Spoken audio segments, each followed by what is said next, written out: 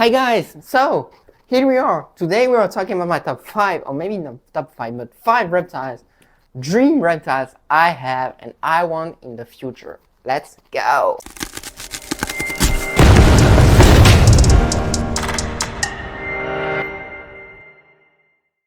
So number 5, or the 5th I would say in the list, would be carpet python. I already have one here, but maybe I should handle her. So, carpet pythons. Yes, I have one here, Utahime.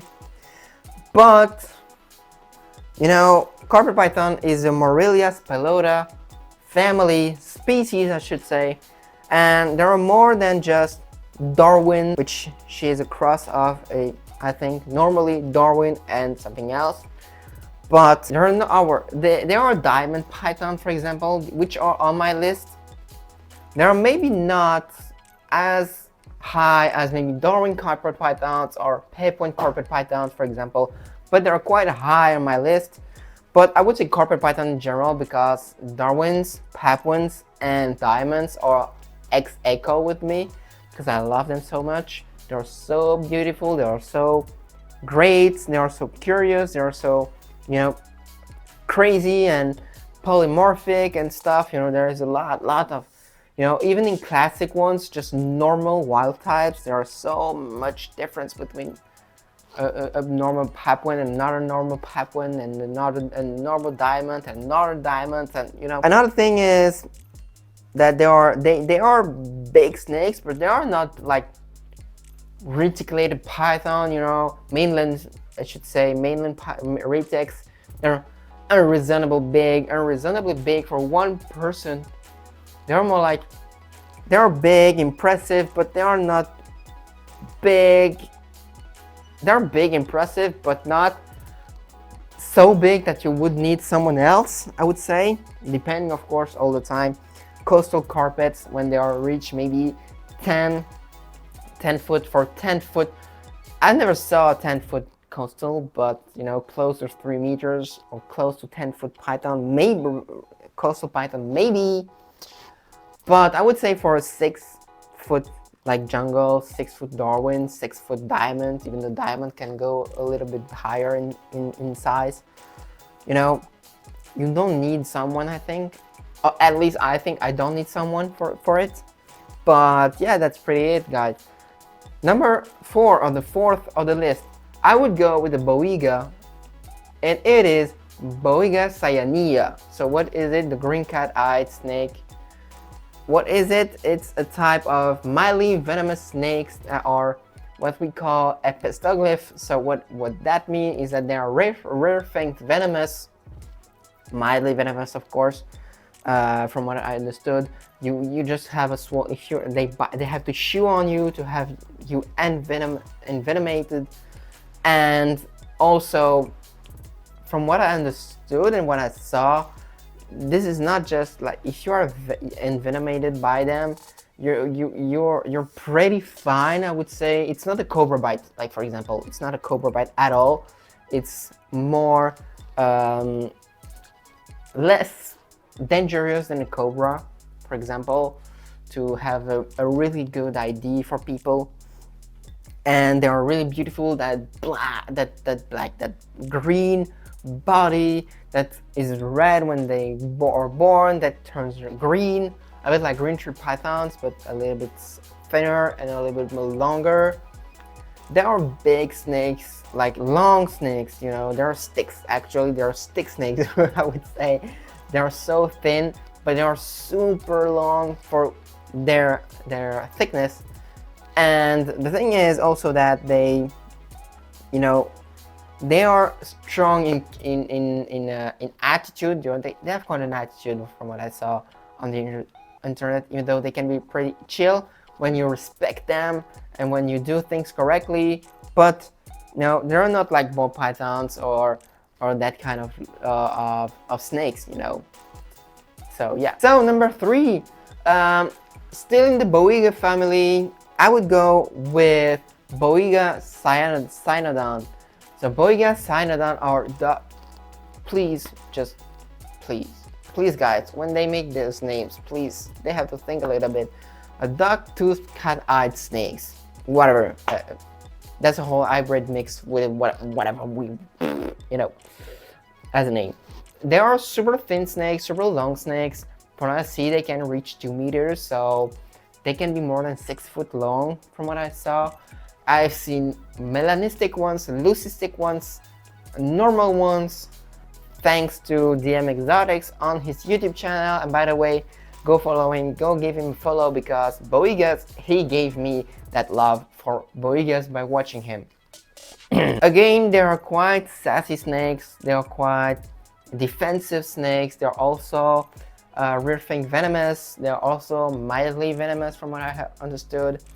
And they have that attitude also that makes me love them.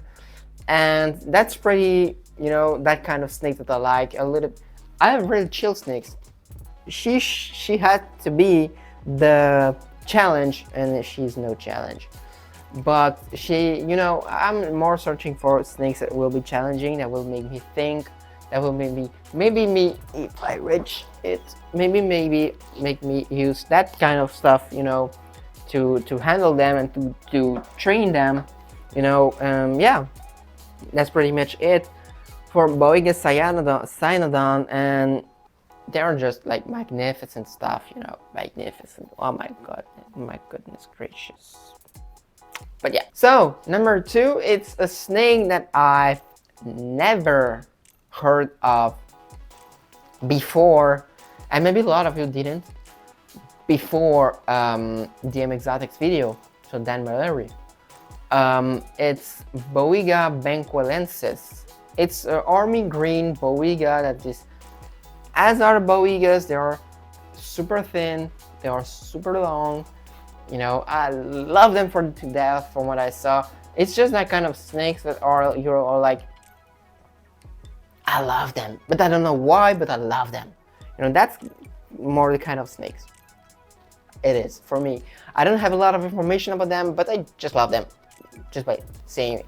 Same, there are Boyegas, so mildly venomous, or maybe not mildly, but still venomous, rare fang venomous, and yeah, they're amazing. You will see the picture from going and talking about them, but they are so amazing. And number 1, we go back to pythons. I would say a Mahera Python, Samalia Tresiae. So for the small story and anecdote for that python, I saw this python first on Reptilinks, Herbs Wars Now videos, 2 years between, that was during COVID, so 2020, so almost 3 years ago. And the name Tresiae comes from Tracy Barker, which the snake was named after her, thanks to, Dave Barker, if I understood correctly. So these snakes are quite rare, if I understood, quite difficult maybe to breed. I don't know, I'm not super guy stuff, super breeder thing. I'm not into breeding right now, so I didn't watch about breeding. I'm more like thinking first, and what do I love, then I make research. What do I love? I research about it, and then I see how breeding's going. But they are maybe the only snakes that I would need someone to work with, and I can't work alone with it because they can easily be over 10 feet, from what I know, from what I've seen in the recent small research I made about them. And yeah, they are like, if I have Utahime outside, it's not also just only because she's a carpet python, but she has a little bit of the colors of a Mahera Python. And yeah, I posted on carpet python, designer carpet python Australian group, and they said that she looked a bit like she had some colors of a scrub python, and so that's also why. And they are beautiful snakes. You can't even imagine how beautiful they are. I will maybe do in the description some links about this Mahera Python, and yeah, and maybe I should do a bonus round, maybe, because yeah. So, and then bonus rounds goes for scrub pythons in general. I know that there are a little bit like extreme snakes, maybe. There's so much species and subspecies into that morelia complex, into that morelia, not the morelia, but Simalia. I never know if it's morelia or Simalia, but the amethystina complex, the Aru, Bayak, Sorong, Barneck. There's a whole lot. There's a whole lot of, different species like that, subspecies, and I didn't make a lot of research to understand which one is which and how. But I just love the whole old scrub pythons. Every time I see a scrub python, I'm like, oh my gosh, I want it. But yeah, these are my 5 and bonus dream reptiles. I would say dream snakes, I would say. And if I had to put lizard in that list, I would say a croc monitor. A croc monitor. Because when I see the work Kevin McCulley is doing with it, Tom Crutchfield, and Brian Barczyk also, and a lot of other content creators. Maybe this is people that are doing even better than them, but these are my examples I have and I see. But they're just, magnificent reptiles, super difficult to have trust, that they trust you. And that's also part of the challenge that I love so much in having reptiles, is that you have to trust, that you have to make you trustful. They have to be able to trust you, and there is a lot of ways doing it. And that's maybe what I like so much about reptiles, is that challenge of trust.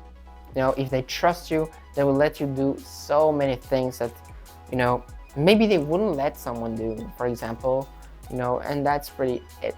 So that was it, guys. I hope you liked. Don't forget to like, subscribe, comment, and share. Don't forget to support USR. Don't forget to support Unicap. Don't forget to stay strong Brian's group. Don't forget to join Bricky's and Excited Pets group. And I hope to see you on the next one. Let's go!